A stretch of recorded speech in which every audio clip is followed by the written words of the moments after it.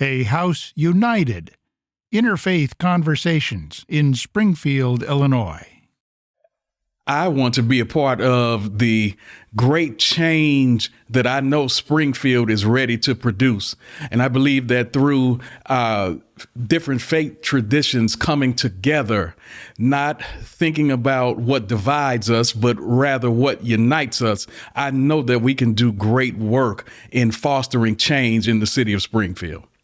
And I can tell you that from my perspective, I'm a firm believer that while doctrines and dogmas may divide us in our religious traditions, the Spirit of God unites. And that's what we're trying to focus on.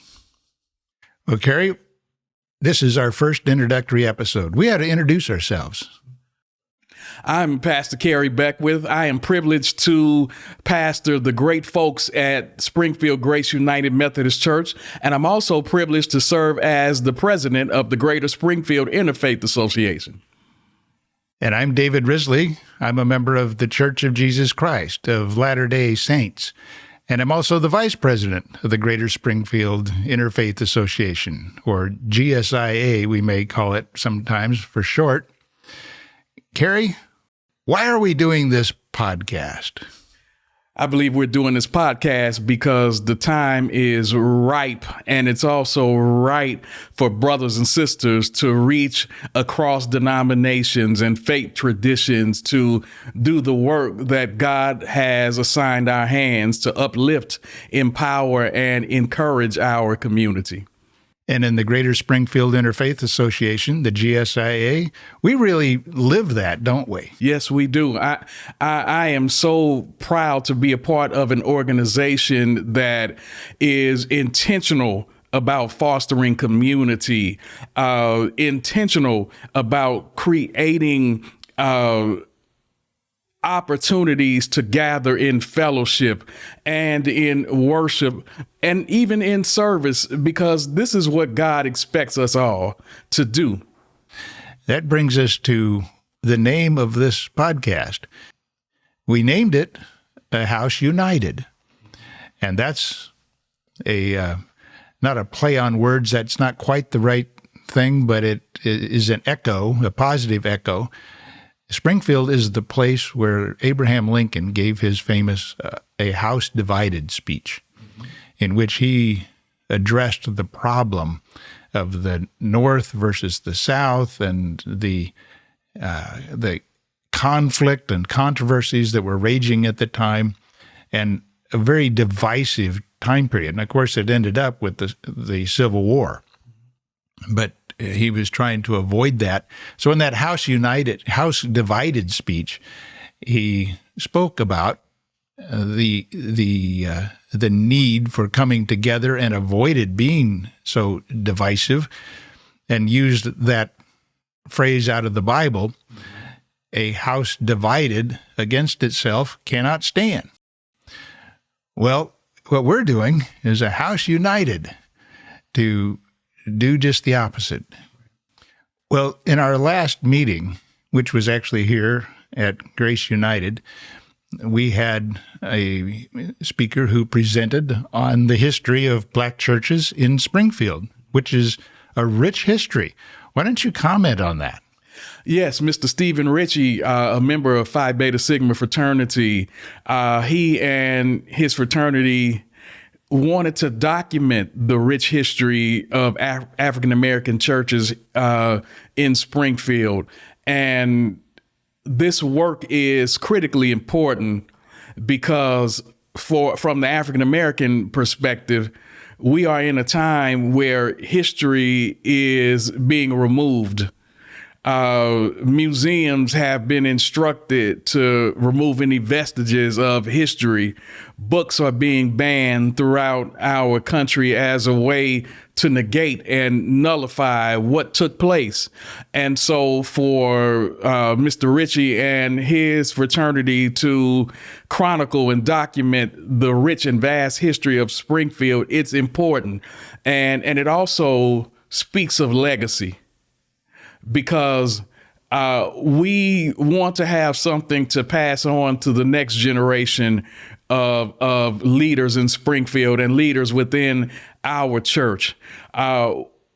We have to know from whence we've come and the shoulders that we have stood on and are standing on, who survived unimaginable obstacles to plant churches here in the city of Springfield. And so, again, this work is crucially important. It's needed. It's necessary to shine a spotlight on those stalwarts of the faith who have created indelible impressions here in Springfield. Let's talk just a little bit about what we do as an interfaith association, what we seek to accomplish. Well, I believe that one of our main objectives is to assist our community, again, in empowering, in uplifting, in helping to provide resources for our respective communities. This is creating and building beloved community, right? This is showing not only Springfield, but the world that there is an interfaith association that is not merely speaking of the need to cut across denominations and faith traditions to see and meet the needs of the community, but we're putting our feet to the ground. We're putting our hands in the hands of others who are doing great work in Springfield. What I love about the GSIA is we are a funnel source. And what I mean by that is that through local dues, through our Thanksgiving worship service, through the benevolence of our partners, we receive, but then we give right back out. We identify community-led organizations that are doing tremendous work in Springfield, and we sow into them. The Bible says that when you give, it shall be given unto you. Good measure, pressed down, shaken together, and running over, shall men and women pour into your lap. I believe that the reason that the GSIA is such a strong functioning organization is that it is because it lives through this principle that what we receive, we give out, that we are blessed to be a blessing. And I've always admired that from afar, and to be in the position that I'm in right now, to witness it firsthand, it inspires me. And I pray that the work we seek to do and continue to do will inspire others. One of the things that we come together is not just for fellowship, but for recognition that when we come together, instead of being siloed, we can accomplish a lot more.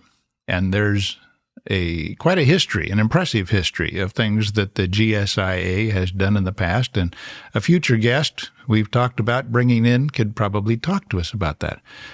But I have an example myself. It wasn't actually in Springfield, but it was over in Decatur, which is about a 45-minute drive from Springfield. And there is in both Decatur and Springfield and most communities around the country, there is a disparity in outcomes concerning infant mortality and the maternal mortality, mothers who die in or before or after childbirth, between the Black community, lower income Black community, and the white community. And you think, why is this? That just ought not to be, because when we live in communities where we have a lot of medical resources that are available, What's behind this? Well, part of it is education and trust. And so with the Kojic community, the Church of God in Christ over in Decatur, and our church, the Church of Jesus Christ of Latter-day Saints, got together and accomplished something that neither one of us could do alone, and that was a community baby shower. The Kojic people brought together all sorts of people from the community, and together we brought in experts, and we had tables that people would come to, expecting mothers would come to, where they get educated. They also get connected with community health care and other support resources. And part of the draw for that was to have various gifts, including car seats, strollers, pack and play type things, and our church provided that. So together, we accomplished a whole lot more, as we had hundreds of new mothers come and connect with resources in the community. And they went away with a car seat or a pack and play or something like that, a gift. But the purpose was to get them in touch with these community resources. And that's just an example. There's a wonderful, we've done it twice, and it's a wonderful example of two faith communities coming together to accomplish something that neither one of them individually could accomplish. Right. That's community. That's community. And this is what I believe we have been called to be. It's funny you mentioned that. In preparation for this podcast, I'm reminded that there were a group of women from Grace who were getting ready to take food over to Intricate Minds. As we're recording this podcast, they're at Intricate Minds right now, and they're serving the unhoused population in Springfield. I'm also reminded of how a Sister United Methodist Church, Cotton Hill, has donated hats and gloves and scarves, toothbrushes and toothpaste that might be used to also give to our brothers and sisters who are unhoused here in Springfield. The issues that are apparent in our communities cut across whatever your doctrine, your faith tradition, your theological presupposition, doesn't matter. There are people today, 10 minutes away from where we're recording this podcast, who don't have a place to stay, who are in search of a hot meal, who just want to know that someone cares about them. And so when we look at a baby shower, when we look at feeding the unhoused, this is work that we've all been called to do. You said earlier, that we must love our neighbors as ourselves. And the GSIA supports that strongly because we recognize that, but for God's grace, it could be us. And to know that there's a group of people, that there's a community that does not look at a less fortunate person as a statistic or a cautionary tale, but as someone who deserves dignity, who deserves kindness. This is what we've been called to do. That's our mandate. And so I just, it touches me when I hear stories such as yours. And I think of the wonderful people here at Grace who are not seeking fanfare. They're not seeking adulation, but they are just seeking to do God's will, to assist where there's a need. Well, one of the things that in my faith tradition, and I think it's shared with others as part of our interfaith community, is that we are all children of God. And as a result, there's spiritual kinship between people in all the various circumstances that they find themselves in. And with that family, with that concept of family, comes some obligations to fellow members of the family. Let me ask you a question, though. Mm-hmm. Cary, what brought you to be a pastor in the United Methodist Church? Well, God.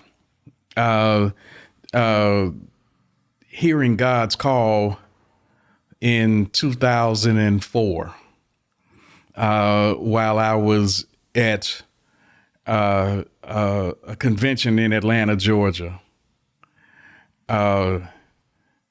hearing God say to me that you would be one to preach my gospel, and thinking that God was talking to everybody else but me, but to soon realize that God was speaking directly to me. I am originally from the AME Zion tradition, Methodist, Black Methodist, but I sensed that there was a need for change. And that change led my family and myself to the United Methodist Church. We've been in the UMC since 2018. And it's been an enlightening experience. I've been privileged to serve wonderful congregations in Wood River, Illinois, and Roxana, Illinois, and now here in Springfield. So really, it was God's calling, because I am a trained microbiologist. I've worked in the field for 19 years and was set. And what I mean by that is that you work your 25 years, you retire, you get your gold watch. I was on that track, but God had other ideas for me. And so I can say that God has been kind to myself and my family, because we have traveled to many different locations to bring us to Springfield, and we're just grateful that God entrusts us with God's ministry, and we do our very best to caretake and steward it as best we can. You speak of God speaking to you. Now, I'm assuming that was not a audible voice that you heard with your ears, but you felt it, and it was clear enough to you that you made a major change in your life. What was that like? I mean, what's it like to get that? What did you experience? Well, and not to sound spooky to any of the listeners of this podcast, but I heard God's voice speak to me clearly, which is why the response was, surely God is this voice is talking to some other people besides me. But it was God's voice saying to me that I am to be God's servant. And so to engage in this ministry for over 20 years has been a wonderful experience, to feel God's presence, to share in the uplifting of God's people. It's a high responsibility, and I certainly don't take it lightly. And so the challenges are to remain faithful to God, to remain committed to my family, because I may be the one that's called pastor, but my family is in ministry with me. Our kids have grown up in the ministry, and they've seen the good and the bad, and we're certainly appreciative that they have remained committed and connected to God in their own way. So it's God's calling. And I believe that if one remains faithful, if one remains committed and certainly connected to God, God will do wonders in your life. I'm a testament to that. I've experienced things I never thought in my finite mind that I would experience, but I know it's because of God and God's grace. Well, I can identify with that in many respects. I'm a convert to the Church of Jesus Christ of Latter-day Saints. I was 20 years old, a student at the University of Illinois, working at a pharmacy that was owned by a member of the church, and some of the employees were members of the church. And I had some pretty serious prejudices against the church at the time. But I had a problem. These people were so nice and so friendly. And what do you do when you have this dissonance between two realities, my prejudices and the reality of the nice people that I was working with? You ask questions. Right. And so that led me to investigate the church seriously. And I attended it was actually the dedication of the church meeting house in Champaign. And the concluding speaker made a statement. He said, from the pulpit, he said, "I know as surely as that I am standing here before you today, that we are the literal spirit offspring of God." And as he said that, a wave swept over me. It was spiritually tangible. I mean, I experienced it, and I knew that he knew what he said was true, not because of the wave, but concurrently with it. And his friends came up to me afterwards and says, "What was your favorite part of the meeting?" And I said, "The wave." And they said, "Tell us about that," which was my first clue that maybe not everybody experienced what I did. But later, I was asking God in prayer, seriously, should I be baptized into this church? I'd grown up in a Protestant denomination, the Disciples of Christ, and it was a serious thing. My family had deep roots in that faith tradition. And 3 times I felt that I should be baptized. And the third time, I had words come to my mind. It wasn't that I heard it with my ears, but this is where I can identify with you. And the words came to my mind. If you're going to be David Risley, you should be baptized. Now, I had a lot of questions. There were things that I didn't know, that I had wondered about, but were 2 very clear manifestations to me of things that were pivot moments in my life. And I wonder where my life would be had I not responded to that. But I will never forget that. Now, most people don't have that experience. I know what you mean. We say, if you share this, you got to be a little careful because they think, oh, it's kind of spooky or whatever. But seriously, those words came to my mind. If you're going to be David Risley, you should be baptized. Well, I found in the church my spiritual home. But that is not an exclusive home, because as I reached out, at one point I thought, just a few years ago, there's surely an Interfaith Association in Springfield. I'd never heard of the Greater Springfield Interfaith Association. I think most people have probably not heard of the Greater Springfield Interfaith Association, but there's a Facebook page.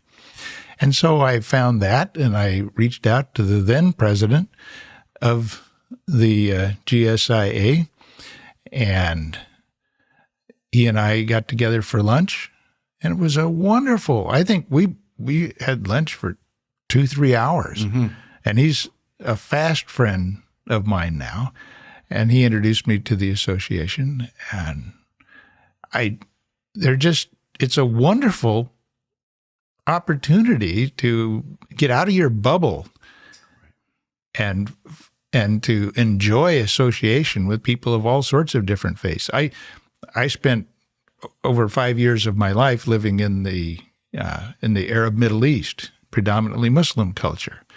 We have a vibrant Muslim community in Springfield. The Hindu culture, the medical community, and other technical fields bring in a lot of people of the Hindu faith and community, and they have a strong community. The Jewish community is strong here. The Baha'i community, which embraces all of the facets as part of a whole. It's just really enjoyable to get together and to be a part of that interfaith community. Well, for me, two people, Susan Phillips at First Presbyterian and Meredith Manning Brown of Douglas Avenue United Methodist Church, they were instrumental in introducing me to the GSIA.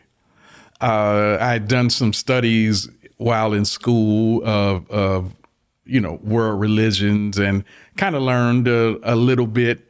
And again, I believe at the core of whatever your religious tradition might be, it's peace and getting along with one another. I believe that there is so much that divides us that you have to work a little harder to find the things that unite us. That's important, what you just said. We have to work a little harder to find what unites us. Right. Amen to that. Right. Now, here's the little chink in the armor. You don't have to want to do the work. And you could just focus on what divides and separates, and that will guide how one thinks. We certainly have enough of that. And I just believe, maybe I'm naive, but I believe that if we just take some time to get to know one another, the GSIA is good at that. The way that before the meetings, the intentionality of breaking bread with one another and sharing in conversation with one another. Because let's be honest, if you're new to the group and you don't have any persons or points of contact that you can immediately latch on to, it can be a lonely space. But what I've sensed from the GSIA is that this group has been very intentional about embracing and welcoming others. Hence, our meetings are never in the same location. It gives an opportunity to highlight those faith traditions in their environment and context. And it also creates an opportunity for learning and asking questions, which is also important because once you learn and you ask the questions, then it goes back to what I said previously. You'll find that there's more that you have in common. I think of understanding and unity are fellow travelers. The more understanding we have, the more unity that follows naturally. Right. And usually divisions or divisiveness is because of lack of understanding and sometimes even refusal to understand. Yes. And I think there's one other point that I think that needs to be mentioned is that we're never in competition with one another, but we're in community with one another. Right? It's never your tradition is better than mine. Our doctrine is more doctrinal than yours is.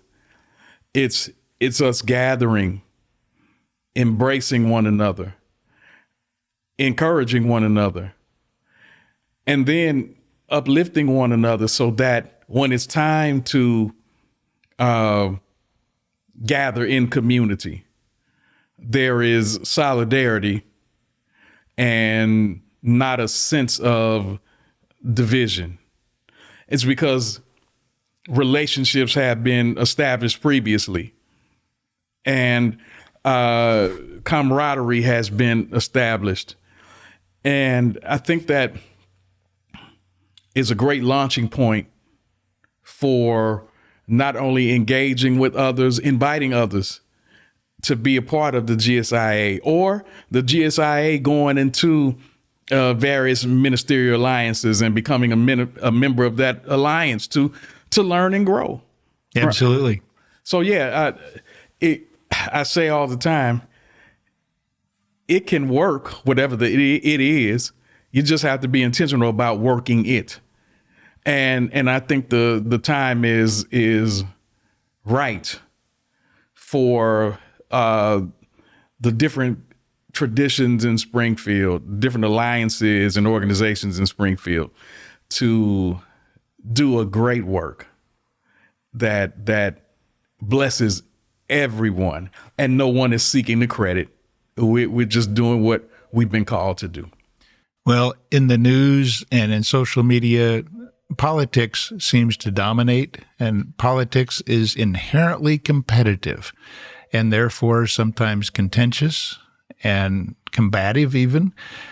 And yet faith can unite people regardless of their what political tribe they're part of or not part of any tribe. And so if there's any hope, I think, for bringing people together to overcome this culture of contempt that seems to dominate the political world today, is to have the culture of love that permeates our various faith traditions and the interfaith community. Right. I would add to that,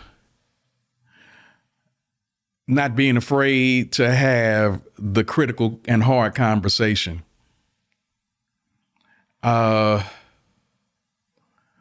Not with the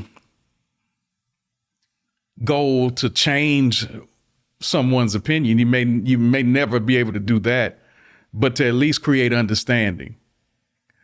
The reason that there is so much division and divisiveness is that folks don't want to have the hard conversation for fear of being exposed for their true thoughts and their true values. I would rather know where you stand so that I can